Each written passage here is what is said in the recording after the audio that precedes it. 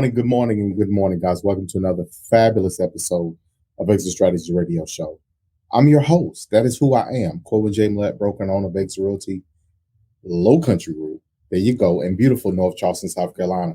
Hey, if this is your first time listening to this show, you, sir, or ma'am, are in for a treat because our mission is very simple. That is to empower our community through financial literacy and real estate education. So guys, look, we have been leveling up and we are continuing to take steps. And you know we've been talking about it. So if you've been listening to us over the last few weeks, several weeks, you've heard all kinds of things. And we've been taking you guys to the next level beyond just buying just the home that you're going to occupy, but how to invest, how to grow, how people are getting started, what people are doing, and the future of real estate investing. And today is no different. We are very fortunate to have with us Omni, the real estate guy, with us today. I love it. I love it. How are you doing today, Omni? Corbin, I am doing great. Thanks for the invite. Super excited to be here. You have a remarkable story. I was a little bit jealous. I'll tell our listeners, if you will, more about you, but you grew up in Hawaii, correct? Correct. That's correct. So if you don't mind, if you could just give our listeners a high-level overview of who you are and what you do. Sure, I appreciate that. Well, South Carolina is a beautiful, beautiful area as well. So you're sitting pretty over there. So I grew up in Hawaii. I'm actually no longer there. I moved to Northern Virginia, to the East Coast, where my wife's family is from, probably 12, maybe 13 years ago. My real estate career started in Hawaii 20 years ago as a real estate investor. I became an agent and broker for the last 20 years. I've been doing that as well. Just really passionate about everything that you are doing on your show. I love the education side. I have 3 kids and my mindset shifted when I started to have, grow our family. My oldest is 14 now. My daughter is 10 and my youngest is 8. And as you are responsible for these human beings, right, them growing up, and as a parent, you're trying to figure out what can you do to give them an advantage or what can you do to set them up correctly. I realized that financial education, the real estate investing, which I was doing, was missing in their life and missing in their education. So I shifted a lot of what I did to education so that I could teach my kids, number one. And, once I learned how to communicate to my family, kind of radiated out from there and spread the message within my brokerage, spread the message within my community. And I've been blessed to be able to do that from Hawaii to Northern Virginia and a few states in between. And that's awesome. So, Amna, you have a resume, again, that is extremely impressive. You have been committed and focused in educating and empowering people. Like you said, for 20 years, you've been doing this. You've been investing in such in real estate. You are now an author. And I love the title of your book, which is The Cash Flow Breakfast Club. It's like you eat dollars and cents for breakfast. I love it. I love it. So Sure. Tell our listeners, if you could, a little bit about the book and who it's meant to touch or to challenge. Yeah, I appreciate that. The Cash Flow Breakfast Club has been a culmination of a passion of myself and collaborated with my wife to kind of put it out there. So interestingly enough, I probably wrote it maybe 3 or 4 years ago and never published it. It was a training manual. That's really what it started out as. It's training manual of, I reached a level of success that I was excited about, as it felt blessed that my family was blessed because of real estate. And as I wanted to start to train more and help more people kind of take a similar path, I really need to figure out, well, what did I do right? What did I do wrong? Right? I made a lot of mistakes in between, but just document my journey on specific transactions and the lessons that I learned from those transactions. And I started to train my mentees that wanted to just get into real estate or level up their real estate investing. Never really planned to publish the book, if you will. I'm a very private person. And then last year, maybe 2 years ago, some friends that are authors as well just said, you know what, you want to make a difference, you want to make an impact, and you already have a book that's ready to go. So you might as well just get it out there and publish it. So the problem what I had was it was my story. It was an autobiography, and I did not really want or wasn't comfortable at that time fully telling my story. So we repackaged 99% of that, still my story, but we put it into a power parable format. A character, not Omni Casey, but Dan Carter, grew up in Hawaii, happened to be a real estate investor, happened to get into the brokerage side, and really his journey of finding coaches, finding mentors, finding a mastermind to be a part of, and they dig into real estate transactions along the way, and there's lessons to be learned along the way. But it's more of a story and a manual of, if someone's starting from zero, how do they set themselves up for financial freedom through real estate investing in the most boring path possible, the simplest path possible, which is, through rental properties. There's so many paths that you can choose from, but I chose rental properties and cash flow as my path. It kind of puts it out as a lesson. And now it is a training manual that we teach from in our in-person education events that we run locally and a few states as well. You say this thing, and when we were talking, if you will, backstage prior to, and it's funny. I mean, when you think about it, it makes perfect sense. But I want you to elaborate on it for our listeners. But you say this thing that everybody needs, every person, everyone needs two professions, one for them and one for their money. So if you could, please elaborate on that thought process. It's a great one. And I don't know if I probably did not come up with that. I've had so many mentors throughout my life, so many books, right, that you pull from. I love the Rich Dad, Poor Dad side. Personal mentor, Brandon Turner, previously Bigger Pockets. He's wrote a lot. So there's a lot of stuff that I pull from that like speaks to me, right? And so the needing two professions is in the book that I wrote. And it just speaks to, so many people are, active income and then passive income. And they're two different worlds, right? And understanding the difference between active income and passive income is probably the first aha moment for almost anyone, because most people only really understand active income. I go to work, I trade my time for money, and there's nothing wrong with that. But if it's only that, at some point, you don't have that, it's harder to exit, right? Because the moment you stop trading your time for your money, the money stops. What are you going to do at that point, right? And so setting up the passive income. But in the real estate space, you see so many people trying to jump 100% into passive income. You still need active income, or you need something, right? You need something to kind of fuel that obsession that you have of stacking up that passive income or buying those rental properties or whatever it may be. So it's getting really good at earning income, whether it's your business. For me, I was a real estate professional on the agent brokerage side. I fixed and flipped properties as well. And that's an active income, because the moment you stop doing that, there's no income coming in. That was my active income, my profession, and my other profession happened to be passive, right? And so I feel I'm lucky because my financial freedom and my passion is intertwined. Everything is real estate related. Along the way, I found so many people that want the financial freedom of real estate, but they don't have the passion of real estate. Beating my head against the wall, I'm trying to figure out why, right? I'm passionate about it. Why aren't they? The reality is everyone's wired differently, right? If you're an accountant somewhere, you might love the numbers of it, but you don't want to be in the business of real estate.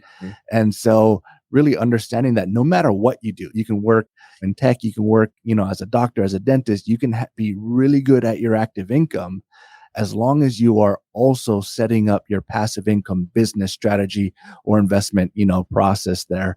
That second part is always real estate or passive income real estate. The first part could be whatever you want. Well, and it's interesting you should say that, because we see it from various places. You were a broker. So one, congratulations to you on being able to quote unquote retire from being a broker. But I know you saw it. I imagine you saw it there, because you have so many people that come into the business that they want to do the business, but they have no passion for the business. They're only there because they just want to get a paycheck. They think real estate is easy, when we know it is extremely difficult. In order for you to be successful at it, it's extremely difficult just in general.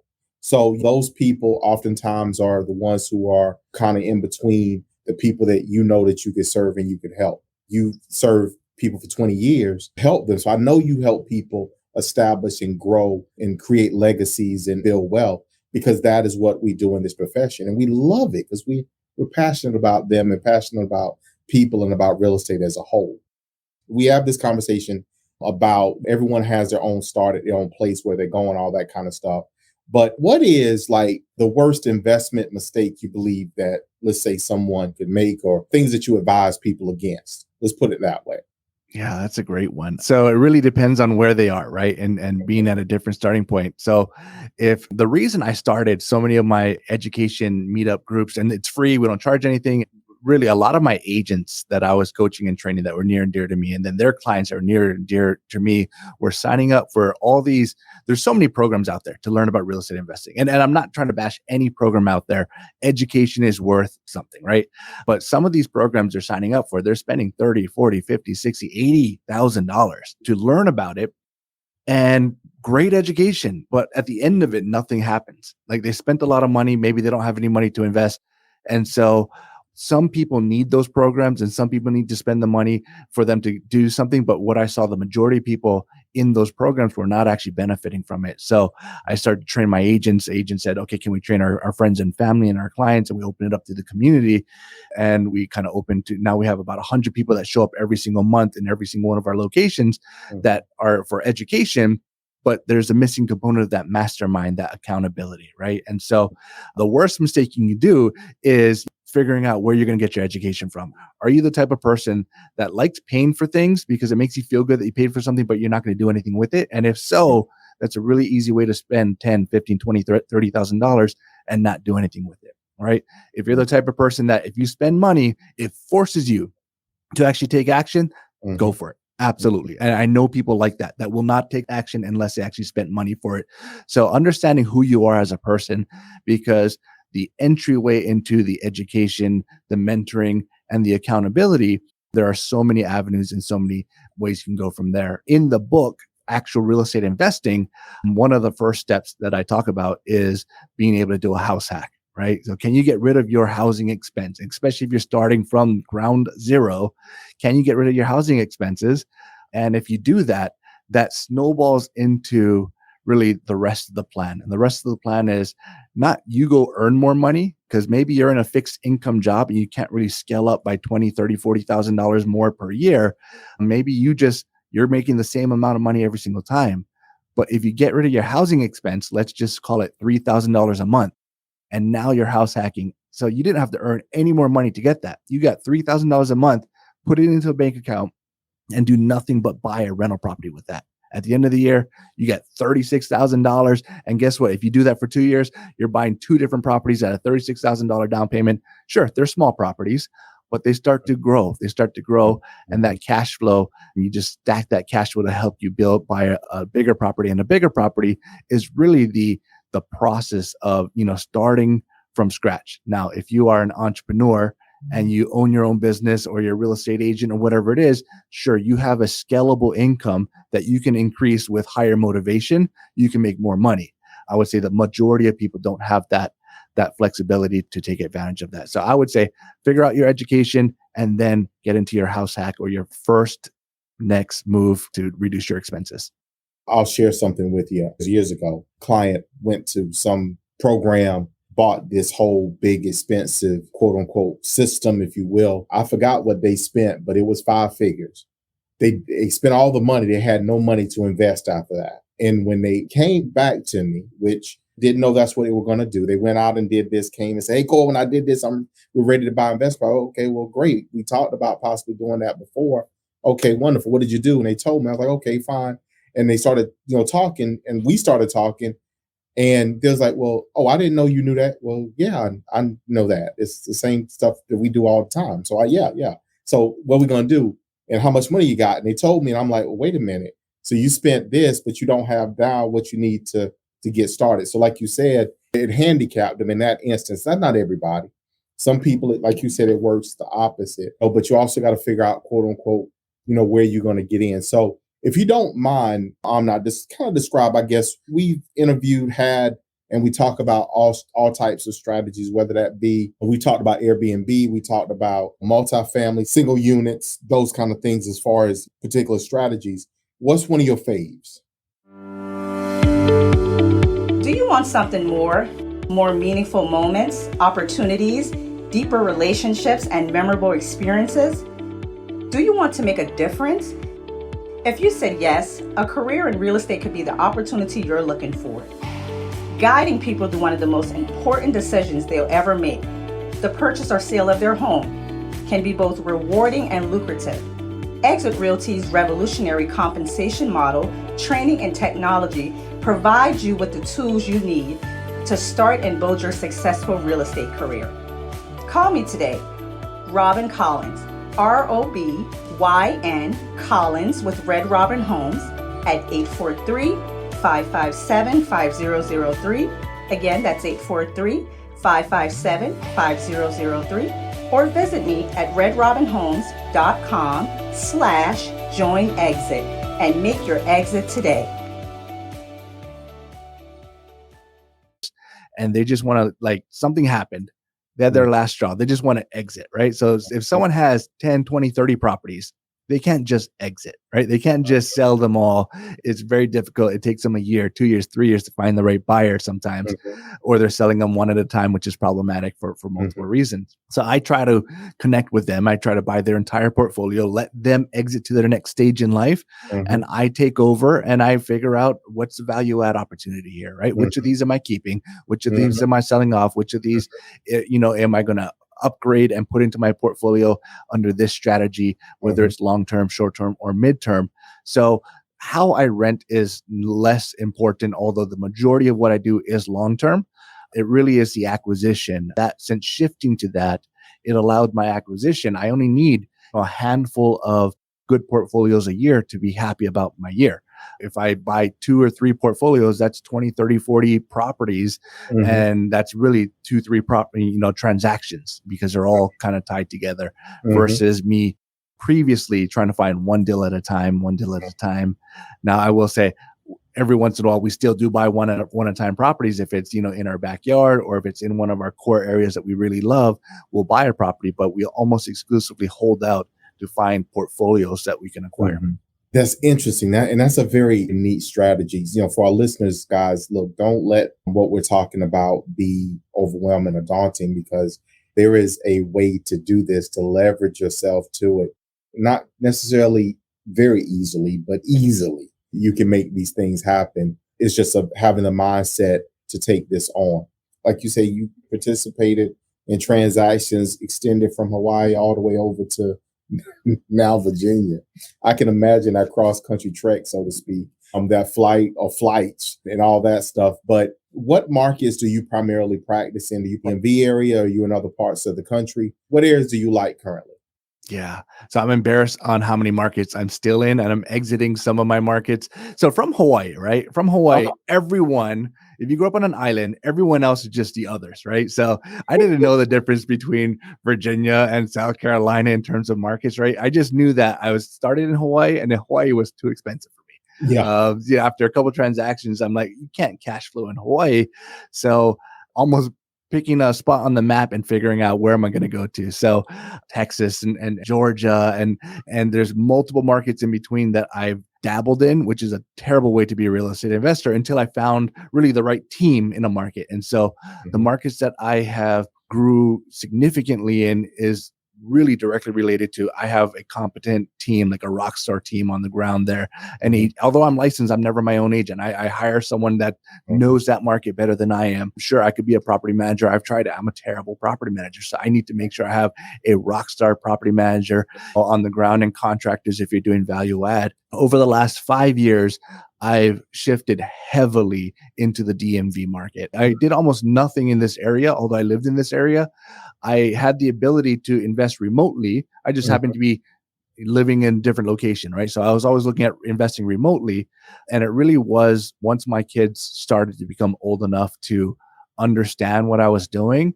And rather than showing them pictures and a P&L sheet, which I do, I just knew that they could get more out of a hands-on education. And so me buying properties that we can drive to, that they can, go take a look at the renovation, take a look at it before, during, after, put them to work a little bit before the contractors show up, so that it ingrains in their memory some of the value lessons that they can learn. So heavily in this DMV market over the last 5 years. That is awesome, because it's about bringing them up and teaching them. Like you said, it's difficult or more challenging when you're working in a market. They can't see the product. They don't see what it looked like. They don't see what you did to it. They don't see what it turned out to be. In turn, that's awesome. Your children, your family is so lucky to have that, because that is definitely something that we strive for, to quote unquote, spread the wealth, to extend the knowledge, because our legacy is beyond financial. It is about the education and the opportunities that we leave our children and our family. As we, kind of get to quote unquote end towards the end of today's show, if there was a nugget, this thing that you could drop on our listeners to help them or catapult them, quote unquote, into investing or further along on their path and their journey, what would that be? I go back and kind of reflect on my journey. What's propelled me to the various paths that I went on, and why did I shift from this to this and this? And there was really a common theme in my life, right? I was chasing legacy, and I didn't know it at the time. I don't know if I even knew this prior to a few years ago, but chasing legacy. So I got really good at earning money. I happened to get into the real estate agent fix and flip space, and one that set my family up, and I'm blessed because of that. And my clients were benefiting because I would be able to help my clients one at a time. And I got to a point where, man, my reach is so small with a handful of clients that I can take on at any given time. And that's what made me shift into, okay, maybe I'm going to get into this broker coaching side, because if I can help 100 agents and they're all helping 10, 20 clients, now that's a bigger impact. It's a bigger legacy, right? And that's what I've been doing for the last 10, 11 years or so, and loved it, loved my team. And what pushed me to use the word retire, I don't love that word, because I'm working harder than I've ever worked. I'm just doing something different. You don't have that role anymore, that responsibility. And the only reason I gave that up is because I realized I needed to make a bigger impact. At some point, I started to crave making that bigger impact, and me helping 100 agents was making an impact. But if I could take this Cash Flow Breakfast Club community and turn it into 10,000 people and help, I want to coach the coaches, I want to mentor the mentors, and kind of keep going up that totem pole to, it really comes down to, what is the biggest impact that you can make before you leave this earth?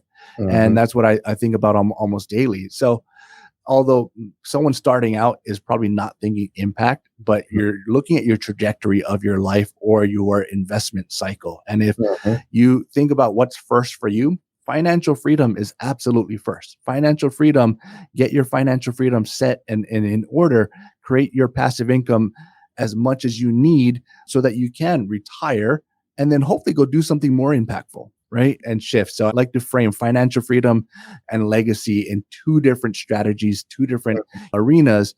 Focus on your financial freedom. If you are not financially free, meaning you do not have passive income that exceeds your expenses, you're not financially free yet, go focus on that. Once you hit that, pause, celebrate, retire, and then go figure out, what are you going to do to go change the world? Like, what is your next big thing in life for your family, for your community? And that will always give you more energy, because I want to be a real estate investor for the rest of my life can be draining. Like I've seen so many people, whether you're a real estate agent or a real estate investor, like start out with all the best intentions, get really good at what they're doing, but at some point just get burnt out. Because the goal, that end goal of, I just want to be a real estate investor, there's no end to that. And you achieved it, and you're doing that for 10 years, and you're thinking, well, why am I still doing this? And you lose your motivation to continue to do that at the high level. So that bigger thread of, you're always chasing impact, you're always chasing legacy, but only chase what's right in front of you, I think will give you unlimited levels of energy, as long as you're willing to completely continue to reinvent yourself and shift your strategy once that next level is in front of you. That is awesome, man. I love that, man, because as long as you're trading time for money, you're on the wrong side of the axis. Rich dad, poor dad, talks about the quadrants. You got to get to the other side of the quadrant, other side, quote unquote, of the axis. You got to get across it. Once you get across it, then the world is completely different. I love what you're doing, and keep doing it. Thank you so much for being on the show with us today. As we wrap up, I just want to extend again my gratitude for you sharing your knowledge, your wisdom, most importantly, being accessible to our listeners. If you don't mind, how can people get in contact with you? First off, thank you. This is an awesome show. I love what you're doing, love what you stand for. I love the people that you're helping as well. I have a couple websites, omnitheinvestorguy.com, my personal website, my family kind of investment company, and free resources, what I use to analyze deals, what I use to kind of factor in financial freedom. My most passionate site, though, is cashflowbreakfastclub.com. And that's for those, if you're in an area you want to be a part of an in-person community. We're expanding to 100 markets over the next 3 years. More importantly, if you're already an investor and you're saying, I need to make an impact, I need to figure out how to do this, we have a template. We just give this to other investors. We don't charge anything. We just give it to other investors to say, you go open up your own cash flow breakfast club in your community.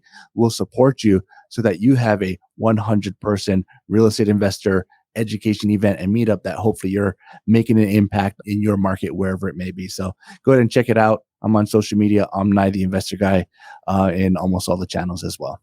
Awesome. Well, thank you again so much. For our listeners, guys, y'all have heard it here. Y'all got direct knowledge. I mean, you got it dropped right here in your lap, at your feet if you're standing. And in turn, you got to pick it up and you got to do something with it. This is no longer the season for complacency. This is no longer the season for content. It is the season for movement, for growth. I love, Amna, that you talked repeatedly today about impact.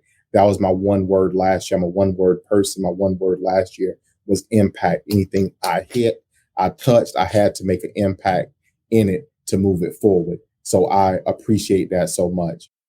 Our listeners, guys, thank you all for listening today. Thank you for being a part of the Exit Strategies Radio Show family. Guys, you know how I feel and you know what I say, and you're going to get it today just like on any other day.